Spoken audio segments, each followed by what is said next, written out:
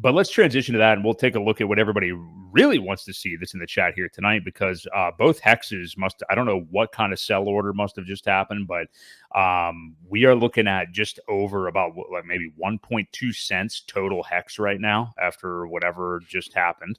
But let me pull up the PulseChain ecosystem here. Yep. Yeah.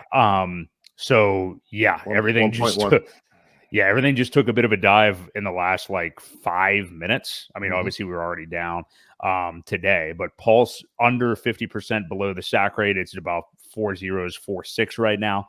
Pulse X at 4012 right now. And yeah, Hex basically, a little over a penny, 1.2 cents or something like that here. I'm trying to do it fast. So, yeah, that's where we are. We continue to see some bearish action. And I think, and I would love to get your opinion, Ewok, and we can look at the Hex chart or we can look at the Pulse chart, whichever one you prefer here. But I think what we're likely seeing some of, it's a couple things. I think we're seeing people see the rest, I will say, seemingly of the market pumping, which isn't true. I mean, there's plenty of alts that are not doing it and not moving in concert with Bitcoin right now. Yeah. But Bitcoin, ETH have both been pumping the last few days. And I think people are seeing not only this ecosystem right now anyway, not pumping with it, not just being stagnant, but actually coming down now. So yeah, what do you think is happening here? Why do you think this is happening? And then I after you talk, I want to add in something that Frank Molina just said on that Corey stream I was watching. Well, it's we had talked, I guess it was last week when we were about this 5655 level, and I said, hey, that was the low for Hex. Would be nice to make that, the local bottom here and not get past it.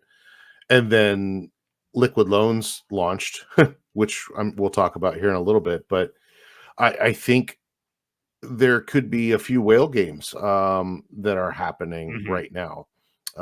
People may be trying to liquidate other people. There's some very close vaults that are out there that have some sizable amounts, looking like 350 million Pulse, another 100 million, 162 million. And here's one for $1 billion that's only collateralized right now at 115%, which isn't much.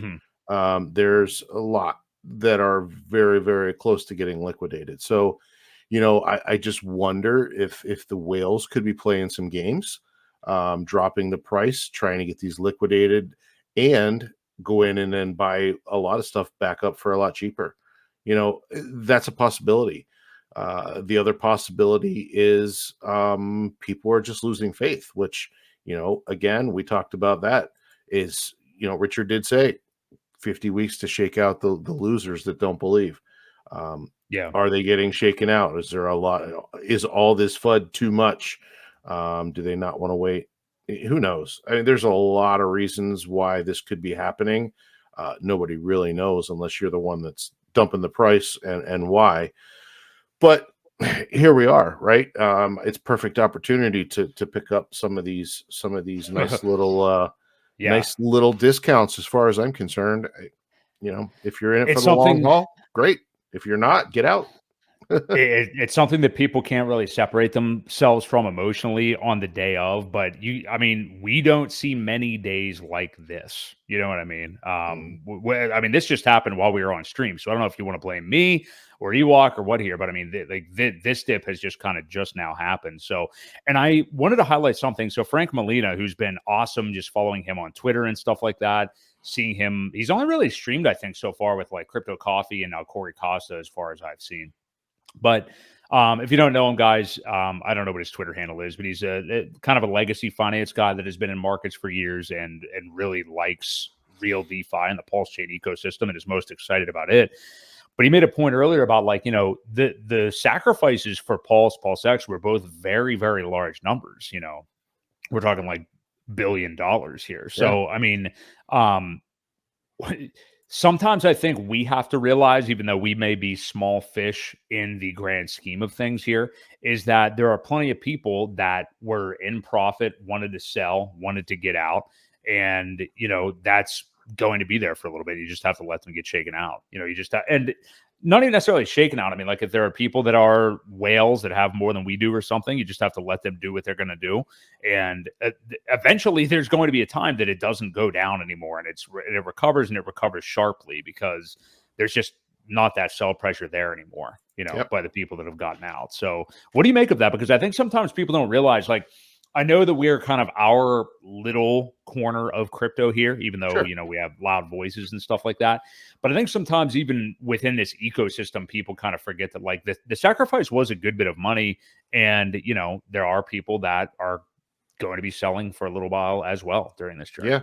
Well, there's a lot of coins. There was a lot of coins that were awarded, and people had very unrealistic expectations. I think we all did, with the excitement of thinking that it would just, it would take off and have immediate adoption, and it didn't. I mean, I think we were all kind of uh had the shiny object syndrome, for the new bags that were in our wallets. And Hmm.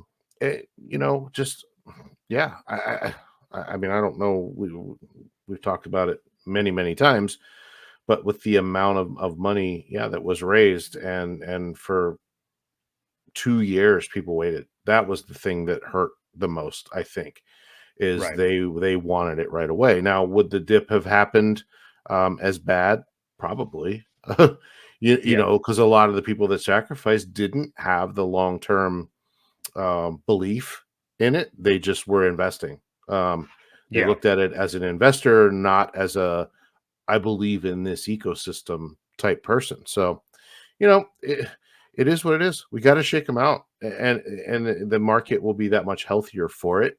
I know it sucks right now, but you get some of these big wallets out, they can never hurt the price again, until they That's buy the back, point. Right. and they're gonna That's the buy point. back higher once they see green candles. It's just that's market psychology. They're gonna be like, "Oh crap, man! I sold too early. Now I got to get back in." They'll never have as much as they had before, and unfortunately, that's how the cycles go with a lot of things. People did that with Hex at the beginning. There were people dumping millions and millions of coins and then realizing, oh, this is going up. I got to get back in. And they didn't even get Yeah. half of what they had before. So Right. it Right. it happens. It happens for sure. Yeah. Yeah, I'm with you. It's just something that you're gonna have to wait out if you plan on being here. And this is one of those days too where, like, do you understand and value what you're invested in or not? Because if you don't, you're gonna have a day like today. And it's normal to be stressed by it. I mean, it's normal to see this stuff happen, excuse me, and have these dips and stuff in crypto and be a little bit shaken mentally. But if you actually end up acting on it, then you likely had some other issue going on about all this stuff to begin with. And that isn't even something to feel totally guilty about. I mean, like, were you over leveraged? And we can mean that both in, like, do you have too much in crypto, period, maybe, or like literally leverage with liquid loans or one of the PH platforms, which we're going to Yeah. talk about liquid loans launching here in a moment. But it's one of those things where, like, if you did this, which, you should do, go back to whatever your initial investing journal was that you wrote down with a sensible mind and read it. And I know that sounds cheesy and hokey and like a cliche. I've done it. I literally have a thing in my phone in my Google Docs that's like a decade long plan that encompasses, like, my investments and other things in life. And many times I have returned to that and read it. And at the very least, it has given me, like, some solace or calmed me down in a moment of worry or stress or something like that. And I would encourage you guys to do that. I mean, it helps out a lot. So, Ewok, did you do anything like that? Or, I mean, you kind of just, I got to say, you're pretty cool hand Luke. I mean, you have ice in your veins really with this stuff. And I think it's because, so a I've lot been of these through it a people, couple times, man. I was This is exactly. this is the more you're through it, the easier it gets to deal with, cope with. Mhm. I don't look at charts every day. I really don't look at them at all unless somebody sends me a, hey, did you see the price? And then I'll take a look. But Right. I try not to. Like it's very hard on your emotions. It's hard on your mental state. I don't need to stress out. I mean, I know it's gonna get back there someday, and when it does, then cool. But in the meantime, you got to live life and try not to worry about it too much. Yeah. Yeah. It's, again, easier said than done, but those are some of the tools that, you know, you can use, is definitely having some kind of a journal like that and knowing what your plan is. Otherwise, you have a day like today, or even a day on the opposite side. You know, maybe it's further in the bull market and we're at new all-time highs and you have no idea what to do and you freeze, you know? Yeah. So you need to have a plan. So that's what I recommend everybody do.